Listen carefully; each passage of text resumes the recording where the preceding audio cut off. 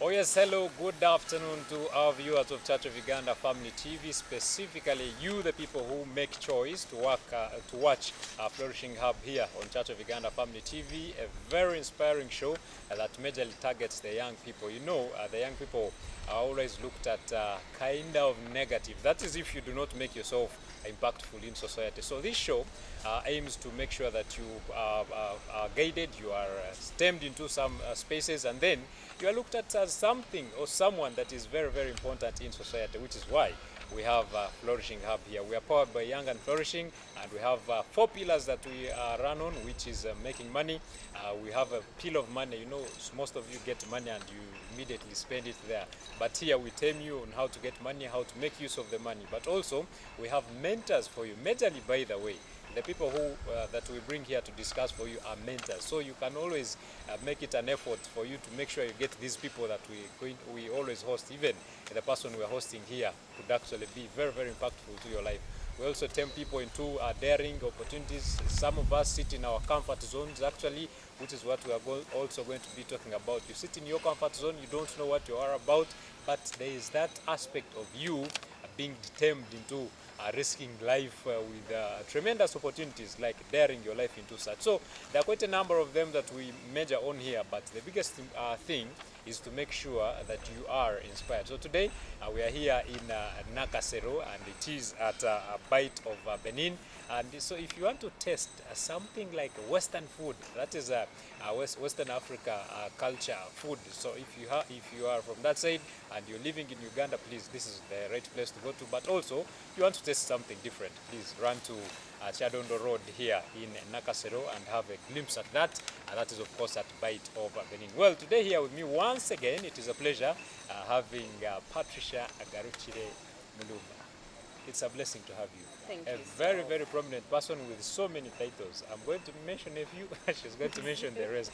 What I know, she's an educator, seasoned educator, starting from class monitor until the aim of being the head teacher. So that is experiencing all the offices. Also, she is a life coach, she is an author, she is very many titles. Can I mention all of them? Would you mind helping me to mention some of them? Oh, once again, I'm so happy. I'm so happy to be here, dear viewers. It's a great pleasure to always meet as family here on Family TV. Like our host has told you, I'm Patricia Agarukire Mulumba. Some people know me as the lover of love, and I'm very proud that I got to discover that so many years ago, and it is what speaks to the things that I do. So I lead the team at Perfect Evolvers Limited, which is a company that offers counseling and life coaching services. We are located on plot 12, Tanan Avenue, Nakasero. And the other things that I do, he's been able to mention counseling, of course, life coaching, speaking engagements to mention, but a few. I'm very happy, and I bless the Lord for this great opportunity to be able to have this conversation with you once again. Wow, and I'm very sure you love God. So much, so much. That is great. Yes. It's a pleasure having you here once again. Yes. And speaking to our viewer out there, I did mention about what we aim to do as a Flourishing Hub. And then there is this aspect of discovering yourself. So our topic today is self-discovery. And we know we are so many people out there. You find you're doing so many things, and by the way, you even give your all, but things are not coming out. That is because you have not yet discovered of what you are. So today we are going to be talking about self-discovery, and Patricia here is going to be taking us through that. So my first question to you, Patricia, what is self-discovery, and how can we term as what is self-discovery itself, and why is it important? Okay. I want to say that this is a term that really describes what it means. Self means you as an individual, and then discovery means finding or unveiling or revealing. So when we look at the word self-discovery, it simply talks to an individual about unveiling this,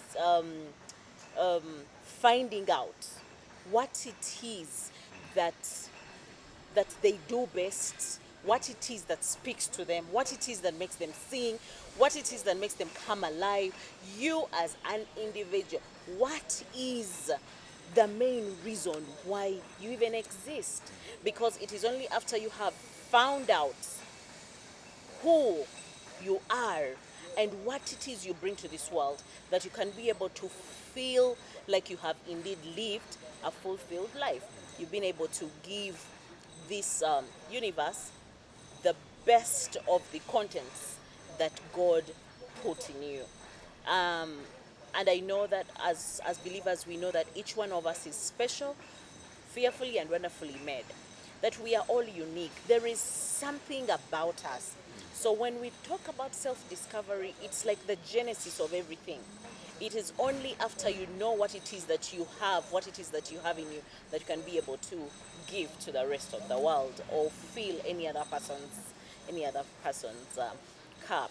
And it is a subject that really, really speaks to my heart, because as an educator, I know how the young boys and girls out there tend to think they can give what someone else has and they don't have.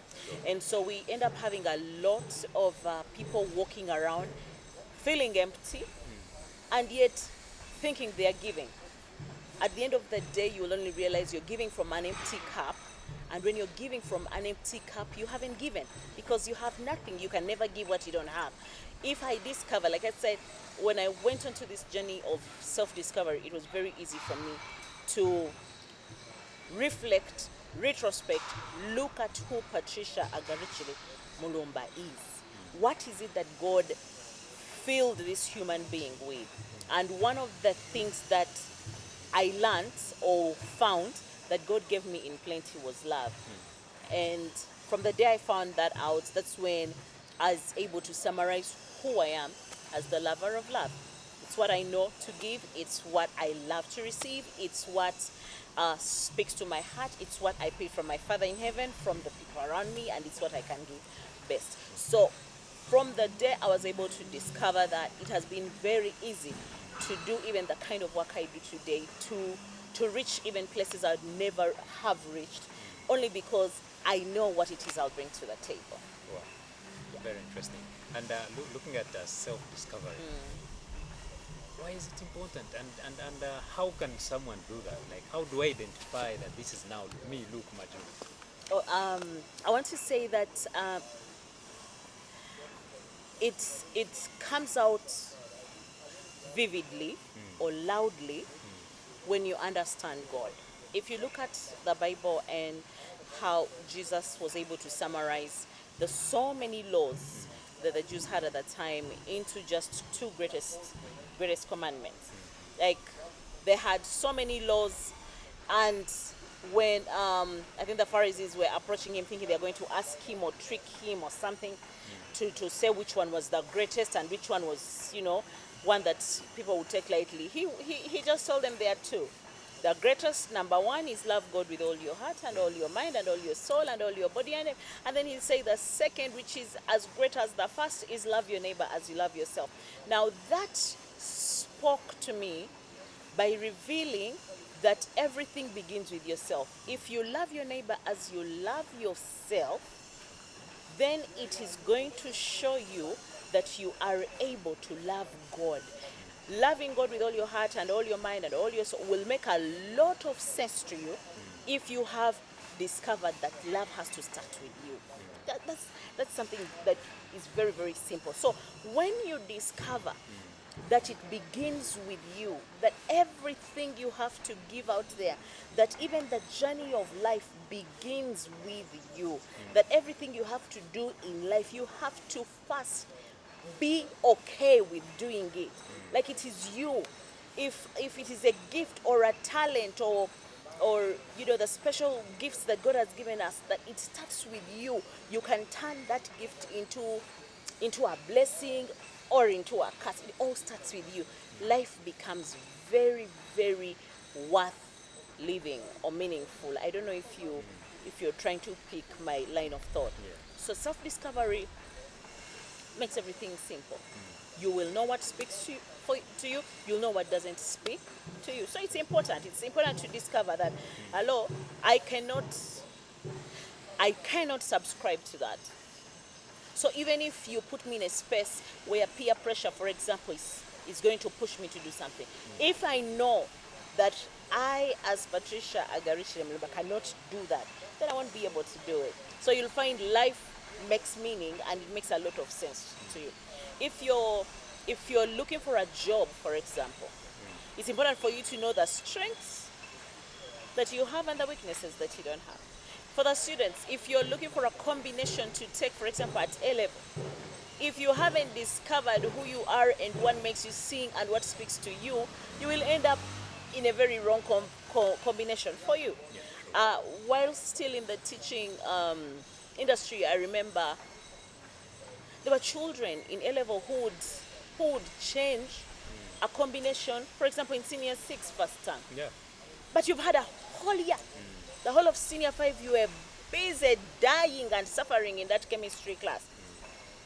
And yet you were very, very good when it came to literature. We have so many people who went ahead and did things like medicine, for example. You did medicine, but the truth is, what speaks to you is public speaking.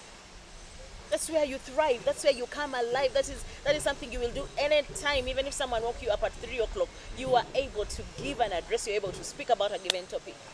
So when you go into this field, it's like you're dying in there. Self-discovery is important. It makes everything go round smoothly. Okay? If you are meant to be, say, a military officer, and for you it is those kinds of conditions or that kind of sacrifice or that kind of force that you have to use. So if you end up in a field where, say, you're with children, you're expected to be jumping around with them and singing and what, because it doesn't speak to you, you'll be branded as a bad maybe teacher or bad trainer or what. But maybe you're not bad. It's just that you are not in the space that speaks the kind of language that works for you. Okay? So I want to implore the youth, the young men and women out there, okay? If you want to flourish, if you want to be the best version of yourself, sit down and get to know who this person that is seated in your chair is really. What are you good at? What are you not good at? What makes you sing? What doesn't make you sing? What speaks to you? What does not speak to you? Especially during this time when everything seems to be upside down, inside out, the wrong seems to be right, the right seems to be wrong. Like things are not clear. It is your knowledge and your wisdom on who you are, on how special, how fearfully, how wonderfully made you are. And then you can be able to accept that as I live in this community, this one, Peter has this to bring to the table, Jen has this to bring to the table. Julius is very good at this. Charles is very good at this. So even in workspaces, if you're in a department, it means you're not going to judge each other. You're going to be able to harness the strengths, the positive elements, the things that were embedded in these people, and then see how to work around maybe their weaknesses. It will be the same that you'll even bring to the table, say in the space of marriage, that you are all different. We are all perfectly imperfect. So when you discover that, say, your husband cannot do this, but God has given you the ability to do that, then together you will live harmoniously. But if you don't discover, you try to create constitutions for each other. I want you to do this, but you can't. It is not in you. You don't know that even if you forced yourself, you'll do it miserably.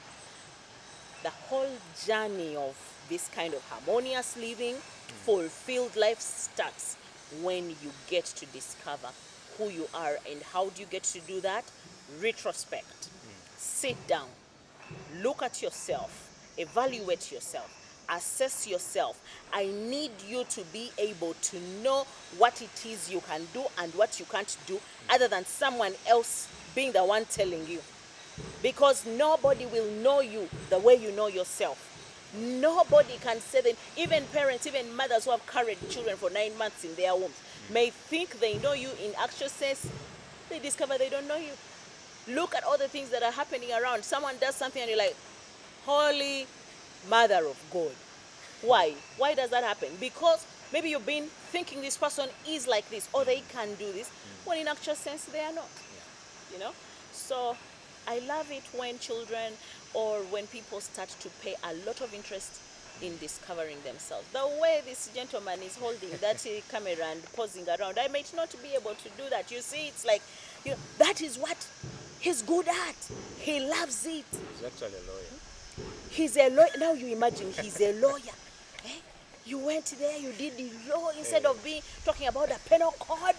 You're now here working on this camera with a smile from ear to ear. Why? Because that's what speaks to you. Wow. So I'm happy that he was able to discover that that is what works for him. And not because he looked for jobs of law and he failed to find them. You know? Yeah. I'll share something interesting. When as growing up, my father, Reverend Charles Kahonda, I remember, used to insist in my father's words, he said, you know, nyowetinda kozire literature kanteganisa mwana wanje think kwenda mu literature, it will take a lot of your time, eh? Because he had struggled in literature, with literature as a subject as a young boy in Chigezi High School, he said it was impossible for me to also do literature. So he said, you're not doing very well in mathematics. So what you do, give mathematics all your time, age literature jirek. And I struggled. I was like, Daddy, this is when I'm here, when I'm discussing. He said, no, he actually even went to the school and told my teacher of literature that I don't want to see Patricia in that class. Eh? Wow. If you can't, at least if you're to choose an optional subject, go for CRE. That, Papa, I know you're watching, but this is the truth. Like, I use it all the time. He said, I go to either the CRE class, because it's like, yeah, at home, you know, he's always preaching, we are always reading the Word of God, so he knew that CRE would be like a walkover for me. And then he said, if I feel I don't want to do that, then I go to the fine art class. Because it's like, oh, no, yes, I knew I had the skill of drawing and all that, but what spoke to me was literature. So he refused. I had to go for the CRE class. But I had already discovered that with literature, I will be able to find my my vibe. And so I didn't do literature. I did CRE. Yes, passed it. Passed English highly, and in A level I was given a combination healthy literature. Fast forward at the university, I do education, and guess what? Next thing is I am going to start teaching literature. Wow. Oh my goodness, you should have seen me in my literature classes. In that space, eh? Nobody would even want the bell to ring, because the best element, my best element would be seen clearly in that space. So when you push somebody, eh? As parents out there, look, observe, guide. But you may not have to dictate. Because this child knows. You may have a dream, sit together and discuss. And that's what we did when I was at A level. And my father was okay, was like, he was able to understand. Because I said, this is what I want. Today I'm an author. You know? I will talk about all these elements of literature to any child, even when I'm not teaching them anymore. Why? Because that is it. So when you discover yourself, everything is just okay for you. Like even when you try something and it doesn't work, you know you're responsible for it. And maybe still in the aspect now, like from your experience you yourself about the education sector itself, maybe because right now they have introduced a new curriculum, I think that will be it. But don't you think even parents, because there are so many people, could actually be among those that were pushed to different subjects we are not supposed to do.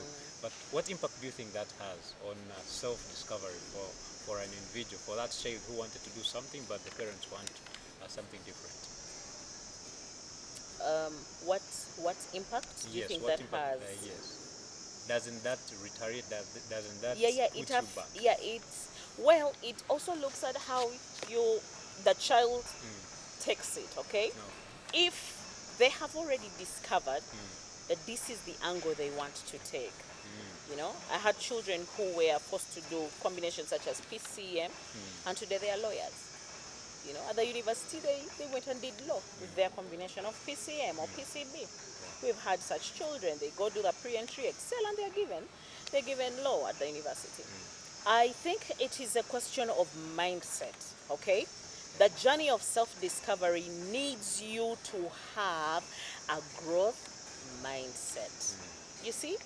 So that if your parent insists, okay, your mindset must be in such a way that if it is out of your control, say as a child, then you allow your mind to embrace this, okay? Allow your mind to try and get all the juices you can out of that. And then as time goes on, I promise you, things could turn around for you and you could still be able to divert into your element, okay? So it is the mindset, and these are conversations that I would like parents to have. Like, have these conversations with your children, have these conversations with each other, have these conversations as husband and wife, have these conversations as colleagues at work, okay? So that our mindset also allows us to think outside the box and probably also try, okay, and answer the question, what if? However, as employers, the best would be you look at what this person has that comes off, you know, as a given, because those are the juices that God poured into this person. So it is better, eh? Wano kamuro mchungwa ogwihemu juice owo mchungwa. Koka wendo ihe mommy, if you want you'll forgive me. If you want to squeeze an orange and then get mango juice, then that will not happen. Okay? You will say, this is what? This is terrible. It's just like the you've heard of people talking about, say, how some of us failing to harness the right ingredients that God put into somebody is like forcing a monkey to swim. Okay? If you force a monkey to swim and you know very well that it cannot swim as swiftly as a fish would swim, and then you force the fish to climb a tree, the fish will not climb a tree like the monkey climbs trees. So when you discover what you have, it's like the monkey that is put in a jungle. You see how easily it jumps from one tree to another, and it is showing off and swaying that tail and turning upside down. And that's the same thing with discovering what makes you come alive. If you got this fish and threw it in the water, it will, swim so swiftly. It can even wink at you, and yet the monkey will be there just what? Struggling. So if you're in a situation where you've been forced to do something and it doesn't make you sing, the only thing you can do at that moment is change your mindset and try to maybe adjust the lens, like this young gentleman, how he's adjusting the lens. Adjust the lens to see, and then who knows, maybe along the way you can see clearly, and when the time is right for you, you will be able to swim like that fish and climb the trees like that man. Oh, wow, that's interesting. Not to go extreme, not to go head on with the parents. Yes, like, Mama, I want this, I want this. In fact, there's a young gentleman that we know of in this country that was forced. He went ahead, did veterinary medicine, and then on his graduation day, he was able to tell the father, "Dad, here is your degree. I am off Sweetie. to get my degree." You see? Wow. Like, it's just, I don't believe in friction, okay? As even if you were forced to do something, keep going. Like, eventually, my father would see how, maybe if I read a novel, how I would sit with my siblings and then I'm telling them these stories and then I'm making them maybe act a bit and all that. And he would also enjoy, But I was in the CRA class, okay? And then at A level, Here I was in my literature class, and then we were reading Othello. I come and I'm telling them about Othello. I'm telling them about Oliver Twist. I'm telling about whatever the books that I had done. Darkness at Noon. I'm telling them there's this book and this, and somehow he would see that in that moment, my goodness, there is this light that is coming, that is shining brightly. You know, as my child is talking about what she's engaging with in the classroom, and today he will sit, he will even, you know, say, have you read this book? And he has read my book several times. It's like, oh my God, this is like the 10th time I'm reading your book, Patricia. Here when you say this, maybe you, so we discuss instead of discuss openly, change your mindset, be excited about what God has. Who knows? Hey, who knows? So interesting. Wow, those are the beautiful insights from Patricia here on a matter of self-discovery. We are still going through with this discussion, but of course we are going in for a very short break. You do not want to go away. I know she has given you interesting comments so far. You don't want to leave it at the halftime. So please stay on as we head to the break and return with more.